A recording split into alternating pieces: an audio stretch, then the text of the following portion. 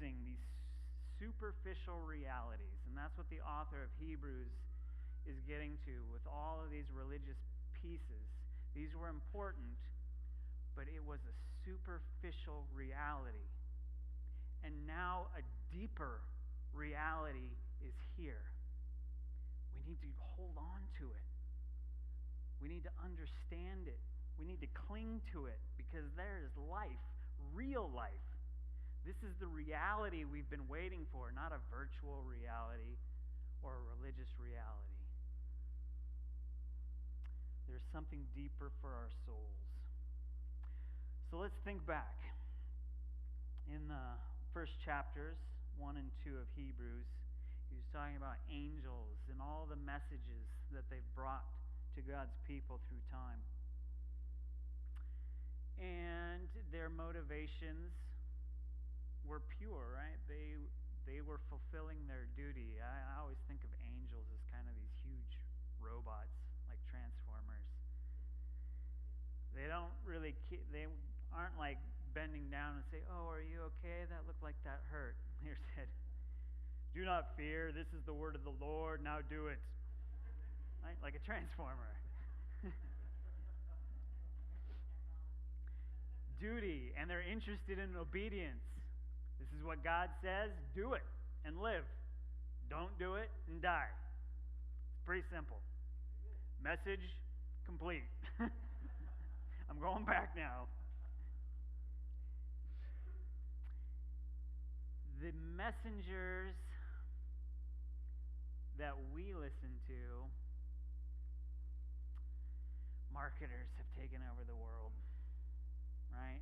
Messages everywhere. Messages. They used to be pretty simple, but now they're like expert psychologists, and they know exactly how our brains work. They know how habits are formed.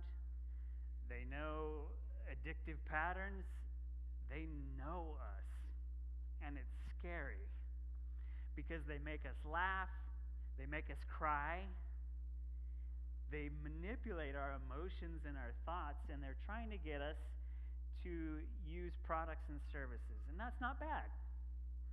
They have products and services that they think are useful to us in our lives. They want our quality and quantity of lives to be better. The problem is that we've got to question their motivations. Are they pure of heart, pure of mind? No, they're making money. It's their job to get us to buy their stuff. They're making money, and they want us to purchase. Even better, they want us to become regular purchasers of their products and services. And the challenge with marketing, and even more so now with AI, I saw something this week. They estimate online that of all the reviews that you read about products and services, they estimate 30 to 40% of those are fake. 30 to 40% of those are now AI generated. You cannot trust marketing messages in this world. Their motivations are not for your good. They're not for your bad, right? They're suggesting things that might be helpful to you. But we have to question everything. We have to question all the messages, and there's so much disillusionment now in the world that we can't even trust reviews. Are we being honest with each other about products and services? And so God sent his Son. I've picked out a few of my favorite verses in these sections. Hebrews, and I have the slides up there so you don't have to follow along because there's lots of different verses. Hebrews 1, 2 through 4. But in these last days, he has spoken to us by his Son, whom he appointed the heir of all things, through whom also he created the world. He is the radiance of the glory of God, the exact imprint of his nature, and he upholds the universe by the word of his power. After making purification for sins, he sat down at the right hand of the Majesty on high, having become as much superior to angels, the messengers, as the name he's inherited is more excellent than theirs.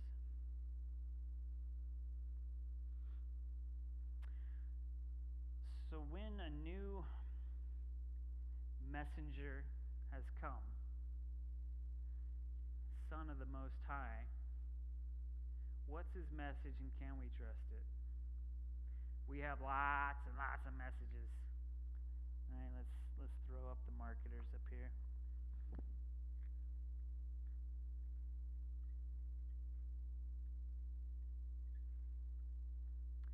Lots of messages. Why trust this one? What is his motivation? What is he trying to get us to do? What does he want from us? And the author of Hebrews is saying he is trustworthy, more trustworthy than marketers, more trustworthy than angels. Why? Because he is from higher. Angels are close to God in his presence. The Son is from the right hand of the Most High. There is no one closer to God the Father than the Son. There is no, you've played the telephone game with messages. Like the Son, he hears the message first. He knows exactly what the message is. He knows it better because he's from higher. How else is he even more trustworthy? He goes even lower than angels. Like angels beam down, here is your message from the Lord, and beam back up. Jesus comes down, he's with us,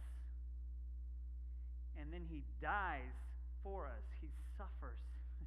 He experiences all of our weaknesses, all of our pain. He comes way lower than the angels and suffers with us. And then he goes back to the higher. He goes back to the right hand of the Father because his message is for our soul. One, these are the soul needs. One, his message brings us assurance.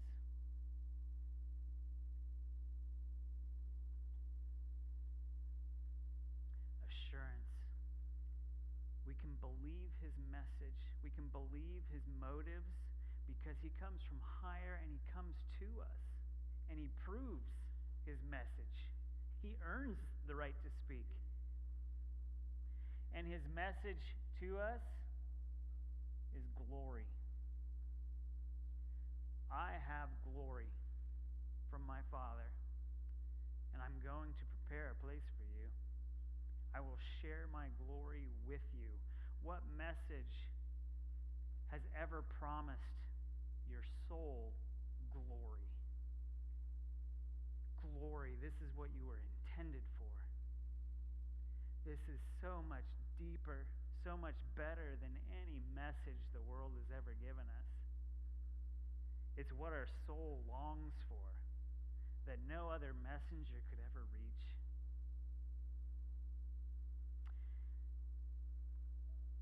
Then he goes on to talk in the next two chapters, 3 and 4, about Moses and his leadership through the wilderness and this struggle, right? People have a hard time with leadership. I have a hard time with leadership, right? Because a leader has to be strong. And this is our struggle now in politics, right? We'll do anything to get a strong leader, even if he's a little bit abusive.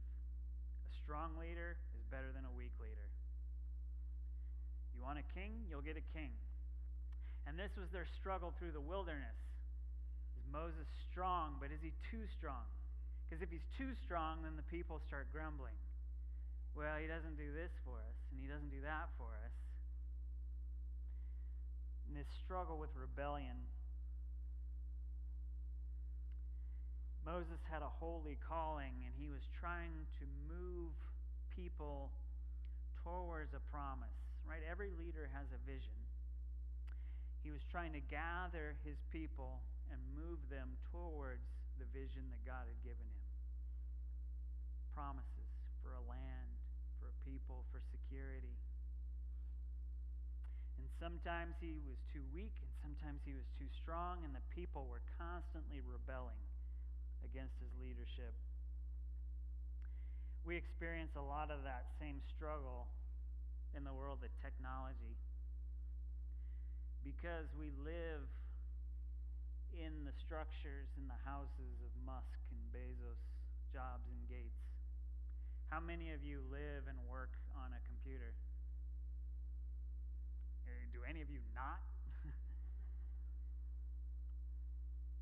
We're a part of these systems, and to some degree, all of us accept their leadership of those systems. Whether it's transportation or computers or shopping, they have created systems, and we accept and obey their leadership. We participate in their structures. We pay them to lead us because it makes our lives easier. Right? What is their vision? They have a vision for our lives where they make us more productive, where they make life easier. They provide technologies. You don't even have to drive your own car anymore. They'll make you a car that drives you around. Right? They promise their vision is to make life easier for you. You don't even have to go to the grocery store. Just click a button and we'll bring the food to your door, or anything else you can think of in the whole world. Give us 3 days and we'll have it on your doorstep. What are they motivated by?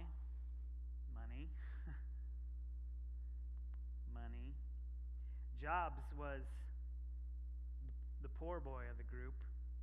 His net worth was only about $10 billion when he died. Gates, $100 billion. Bezos, $200 billion. Musk, $300 billion. And their promises are for ease. We'll say the captains of industry. And they promise ease, but they never give us rest. And the author of Hebrews, again and again, is leading us to, Moses was leading his people to rest. The soul needs rest. The soul needs quiet. The soul needs stillness. Time to refresh. These guys give us ease. I can communicate with dozens of people in the next 2 minutes. It's easy, but I never rest anymore. I never rest anymore. If I sit around, then I'm watching TV, and I have a second screen in my lap, and I'm doing 3 or 4 different things at the same time, and I never rest.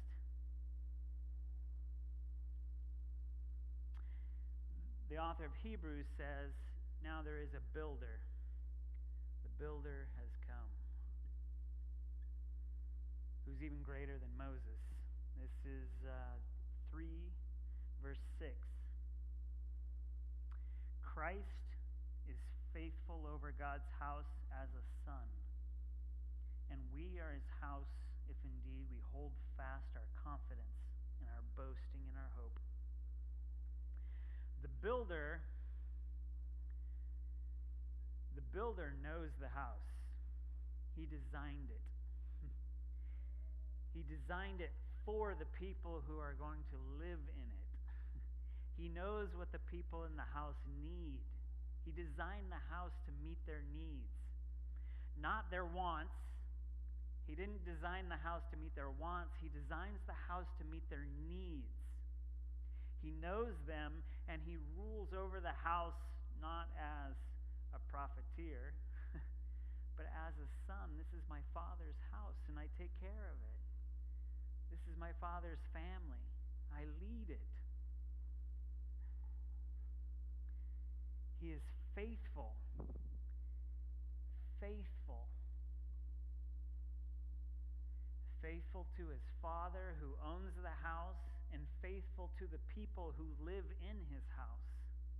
It was designed for them. He is strong, but not self-serving or abusive. And his promise is for rest and for hope.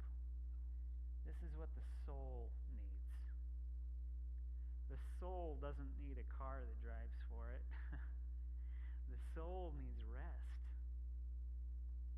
The soul needs something to hope for, a vision, and Jesus has a vision for his house. His vision is to rest together.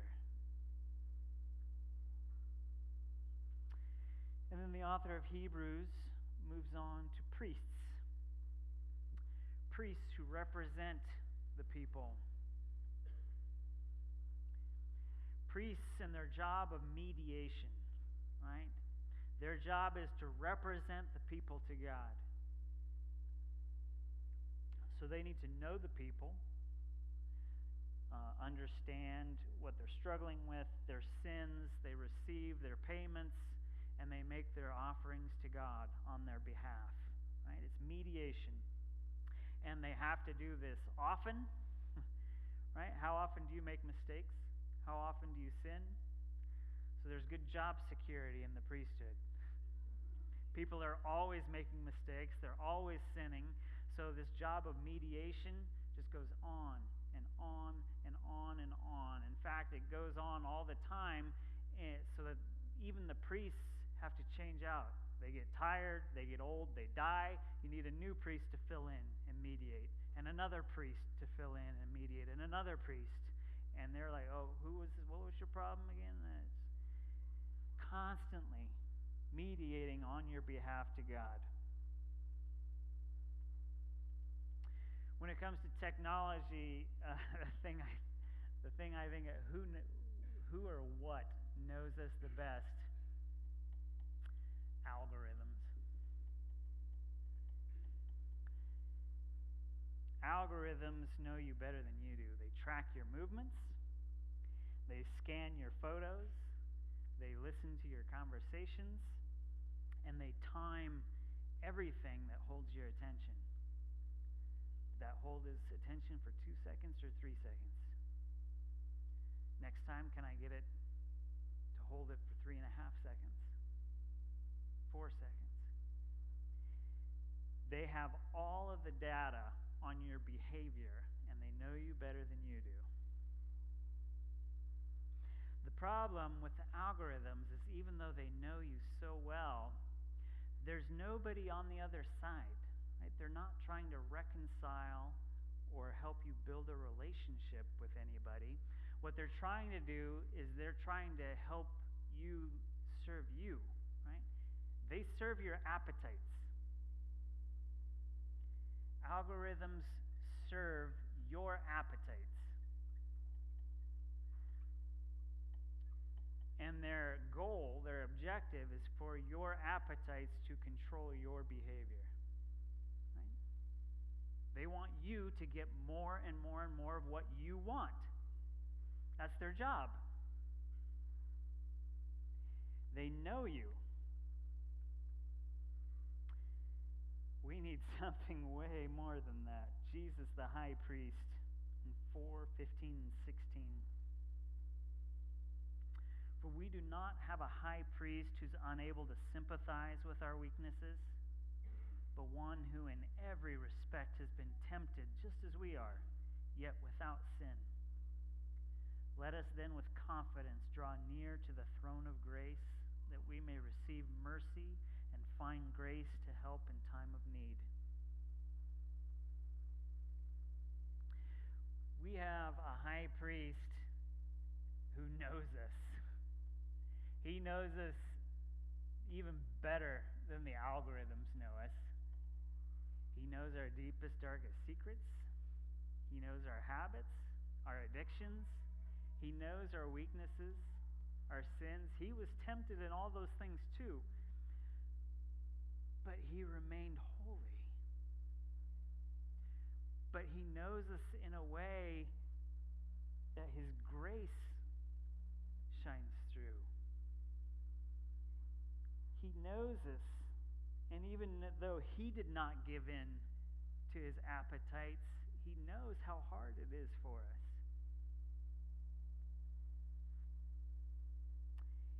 He remains strong and holy, and he provides a way to a holy Father, a way of grace back to the throne. What all of us long for, especially the younger generations now, is to be known, not by an algorithm, to be known by somebody who accepts us and loves us. Not just what we're good at, but what we're scared of. To be known, not just to be known, but to be accepted. Will they really love me and accept me if they know everything about me? Right? Think of middle schoolers on social media. Oh, it's terrifying. If those middle schoolers knew me, they would tear me apart. But if Jesus, the high priest, knows me, he accepts me anyway, because his way is grace. There has never been a priest like this who knows me better and accepts me more, who joyfully carries me to the Father, not again and again and again, but once for all. He stands next to the Father to intercede for us on our behalf, all the time, not again and again and again and somebody else. That's where he's planted, and he's constantly telling the Father about us. Don't forget my son Jeremy, my sister.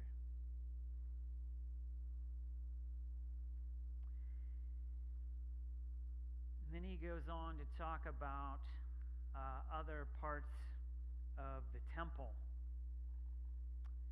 The temple, the law and the covenant, the sacrifices. And this covenant is a relationship word, right? A covenant is a commitment, a long-term relationship, right? It's a relational commitment to each other. A life commitment that eventually, right, they take this commitment and they break it down into places and times and rules, right? So if you love me, you'll wash the dishes. And if I love you, I'll mow the lawn, right? So over any long-term relationship, you got to work out all the details. Okay, what are you going to do, and what am I going to do in the relationship? That's how we work. And not only what do you do, what are all the things you do, and what are all the things I do in this relationship, but what happens when the relationship breaks? How do we fix it? Right? Because it's going to happen. There's going to be arguments. There's going to be selfishness. So you also need to incorporate sacrifices. How are we going to get back to a whole relationship again when one or the other breaks it? So the author of Hebrews is talking about all these pieces of the covenant, the places and the times and the rules, and what do we have to do in our long-term relationship with God. Long-term relationships. We are entering an age that's going to be relationally very difficult. Again, I think there are going to be so many benefits to AI. It's going to be really hard on our relationships. because they have all these statistics now, how much lonelier now people are than they were 30 years ago. All of these tools and technologies, even social media, being connected to everything, we can see everyone. We can watch what they're doing as they stream. We can see their photos. We know where they are, what they're doing. It's almost like omniscience. And we're so lonely. We're so lonely because even though we can see and hear what everybody's doing, we don't have a relationship. It's superficial. I have 1,000 friends, but I never talk to any of them. They just leave me little thumbs ups or different emojis on my phone or on my Instagram. These commercials now are driving me nuts. They're funny. Now Gemini is your new best friend. Right? You can carry around Gemini on your phone, and you can just chat with him whenever you want about anything. You can even ask him questions like, "Oh yeah, what was Mom's recipe for cinnamon rolls again?" "Oh, Jeremy, that was you need 2 cups of butter." "Oh, thanks, Gemini." Or these fake relationships, these Apple commercials now. Maybe you've seen some of the Apple commercials. There's this gal, and she sees a guy at a party, and she's like, "Oh, I went on a date with that guy. Siri, who is that guy I met at this place again? Because I don't remember his name." "Oh, that was Zach." "Oh, hey, Zach. Yeah, I remember." Or she sits down with her friend, and her friend says, "Oh, I've been looking forward to this. Did you read the script I sent you? I really want your feedback." "Oh, yeah." She has her phone under the table, and she has Siri do like a little 3-sentence summary of her friend's script. "Oh, yeah, I thought that was great how you did this and this and this." Or the commercial now where the wife is making something in the kitchen, and their daughters bring their dad birthday presents, some woodworking tools. And she was like, "Oh, I forgot my husband's birthday." So she grabs her phone, and she has the phone collect all of the photos of her daughters and her father working together and puts it to music. "Here's your birthday present, honey." All these ways, AI can do a lot of good things. It's promising to help you fake your relationships, fake your friends, fake your family. What are we doing? Or in the office place, you can write some letter to your boss, and then, "Hey, Google, can you edit this so that it sounds smart?" It sends it to his boss, and he's like, "Warren, did you send this? This is really good." Or he writes something really mean and sends it to a coworker, but he translates it, "Make this sound nice." "Oh, I'm sorry I took your pudding out of the fridge. That was really neat how you sent me that note." You can fake all of your relationships now with the tools that technology provides. God help us. That we can know more and more and more people, but they're all superficial. It's a superficial reality. Jesus brings us a covenant in 10:14 through 16. "For by a single offering he has perfected for all time those who are being sanctified. And the Holy Spirit also bears witness to us after saying, 'This is the covenant that I will make with them. After those days, declares the Lord, I will put my laws on their hearts, and I will write them on their minds.'" A covenant that's not just where we are, what we're doing at the time, a covenant that's in our minds and in our hearts. Like, all the rules, all the special places, all the special activities, those are great. But the covenant, the relationship is in me. I think about Jesus. I want what the Father wants now. It's in me. He was sent to make us perfect, complete, not just again and again and again, but once for all. At the core of our being, a permanent inner relationship that goes all the way to the core of our being, and it changes us. Renewal. It's not just, another mistake. I guess I better take communion at church again. Oh, there's another mistake. Our souls long. I don't want to make mistakes anymore. I don't want to hurt people. God, change me. Change my heart. Change my mind. Dwell inside me. Don't just make me do more and more stuff or get to know more and more people. Like, transform my soul. Please. I'm tired. I don't like who I am. Change me. Make me more like you. This is the covenant that God brings. You're forgiven now. You're not just given another chance to make mistakes. You're forgiven and you're renewed. You're a new creation in Christ. He reprograms you to think and to feel differently now in Christ. It's so much deeper than what the world offers us. And I want to talk specifically about sacrifices. No longer paying for mistakes, but now we enter into a lifestyle of love. We think and we feel Jesus when we hold on to his message, to his covenant.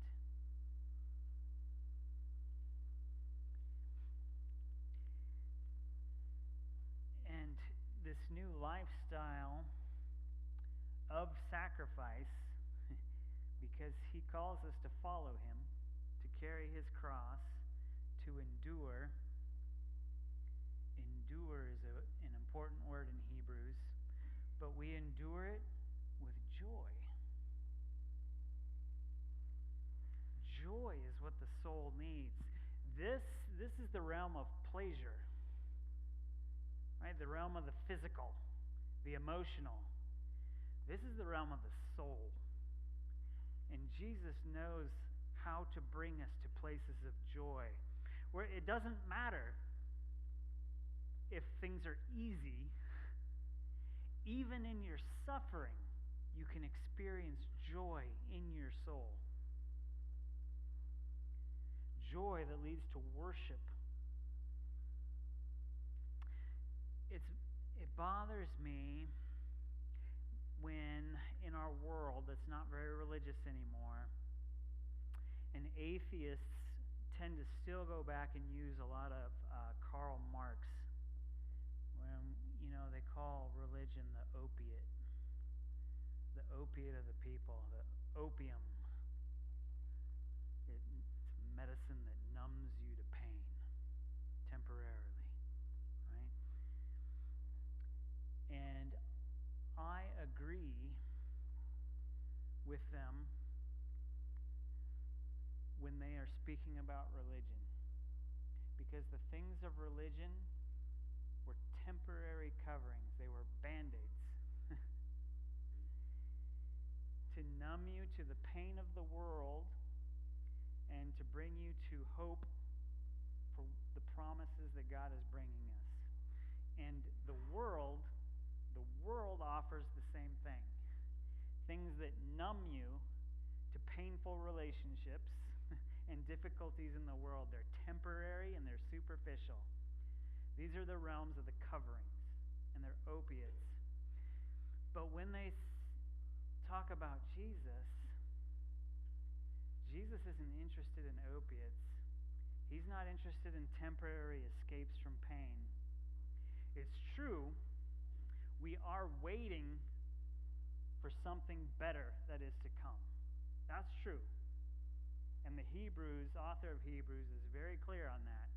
We are waiting for the promises, and most of the people of faith who have waited for promises haven't received them. We're still waiting. But while we wait for God's promises, we engage even more deeply. We're not avoiding pain. We engage now. We meet pain with bold sacrifice and joyful endurance. We meet pain in the world. We're not avoiding it. Not if we follow Jesus.